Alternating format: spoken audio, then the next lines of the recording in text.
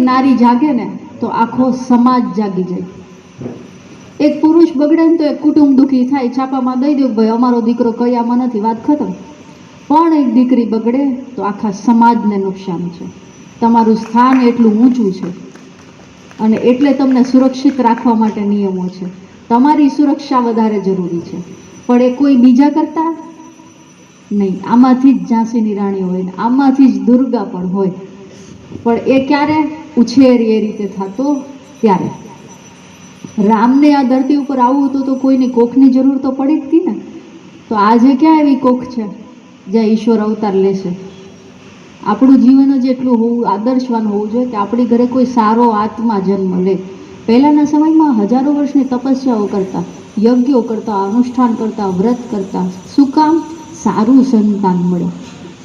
સંતાન મળવા ઉપર જોર નહોતું દેવાતું, સારું સંતાન જે અમારા કુળને ઉજળું કરી જાય ને એવું સંતાન અમારે જોઈએ છે। કેટલા જાગૃત લોકો હશે જેને ખબર હતી કે મારા ઘરે બાળક જ હોવું જરૂરી નથી, ખાલી દીકરો આવી જવો જરૂરી નથી, કેવો આવે છે એ મહત્વનો છે, તો એના માટે અગાઉથી તપસ્યાઓ કરતા।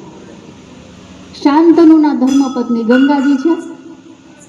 શાંતનુના પિતા શાંતનુના જન્મ માટે ગંગા કિનારે તપસ્યા કરતા હતા।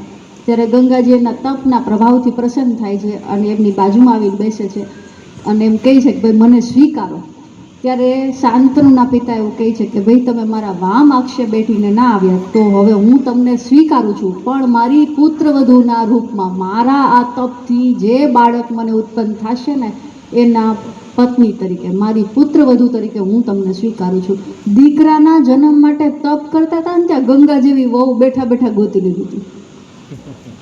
આ એ તપસ્યાનું બળ હતું। હું નથી કહેતી તમે હવે જંગલમાં વહી જાઓ ને ગંગા કિનારે જઈને તપ કરો। આવનારી પેઢીઓને, કેમ કે એક બાળક સુધરશે એવું નથી, જો હર એક વ્યક્તિ પોતાની આવનારી સંતાન અને સારા સંતાન પ્રાપ્ત કરવા માટે જો મહેનત કરવા માંડે ને તો સમાજ આમ જ સુધરી જાય। કેમ કે એ જ લોકો મોટા થઈને એક નવા સમાજની રચના કરવાના છે। તો હર એક નારી જો જાગૃત થાય અને પોતાના સંતાન માટે જાગૃત થઈ જાય, એના માટે જો તપ કરતી થઈ જાય, મહેનત કરતી થઈ જાય। બાળકના ગર્ભમાં 9 મહિના પહેલાંનું મનુષ્યનું આયુષ 100 વર્ષ ગણાતું, તો એ આયુષ 100 વર્ષની હતી ને તો 9 મહિના છે ને એટલે માના ગર્ભના 1 મહિનો છે ને એના 10 વર્ષનું ભવિષ્ય લખી જતો। એટલે જનેતા અને વિધાતાનું સ્થાન એક સમાન છે, એટલે આપણે એને વિધાતા ગણીએ છીએ। કેમ કે તમારો 1 મહિનો એને જે ગર્ભમાં તમે હતા ને માતાએ જેવું વિચાર્યું હતું ને એવું જ તમારું 10 વર્ષનું આયુષ્ય લખાઈ ગયું, એવું જ ભાગે લખાણ, એટલે એ 100 વર્ષ જીવતા। અત્યારની માતાઓ ગર્ભાવસ્થામાં મોબાઈલ જ જોવામાં સમય વિતાવે છે। આરામ કરવાનું કીધું છે ડૉક્ટરે, શું કરશો તો કે બસ ફોન જોઈએ છીએ।